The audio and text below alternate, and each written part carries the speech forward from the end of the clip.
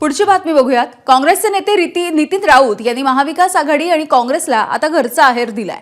लोकसभा निवडणुकीच्या नंतर आम्ही मुख्यमंत्री पदाच्या मुद्द्यावरून वाद घातले, एकमेकांवरती कुरघोड्या केल्या, राजकीय स्थितीकडे मात्र दुर्लक्ष केलं, संघटनात्मक बांधणी आणि विधानसभा निवडणुकीकडे आम्ही दुर्लक्ष केलं, अशी स्पष्ट कबुली काँग्रेसचे नेते नितीन राऊत यांनी दिली आहे। तर काँग्रेसमध्ये लवकरच हायकमांडकडून संघटनात्मक बदल केले जातील, अशी प्रतिक्रिया सुद्धा नितीन राऊत यांनी दिलेली आहे।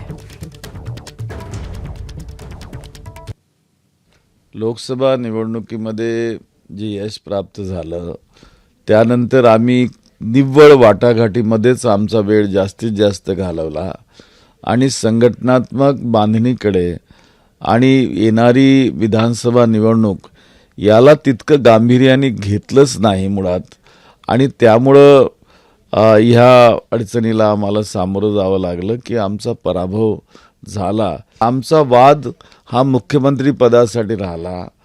आम्ही वाटाघाटीत एकमेकांवर कुरघोडी करण्याचा प्रयत्न केला, परंतु जमिनीवर काय चित्र आहे आणि जमिनीत आम्ही कसं घुसलं पाहिजे या संबंधाने दुर्लक्ष झालं आहे, हे मान्य करावंच लागेल। तिन्ही पदांवर चर्चा त्या ठिकाणी सुरू होती त्या काळामध्ये, आणि तसा प्रस्ताव सुद्धा हायकमांडला गेलेला होता।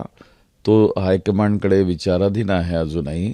त्याचा निर्णय करण्याचे अधिकार आमच्या काँग्रेसच्या हायकमांडचेच आहेत।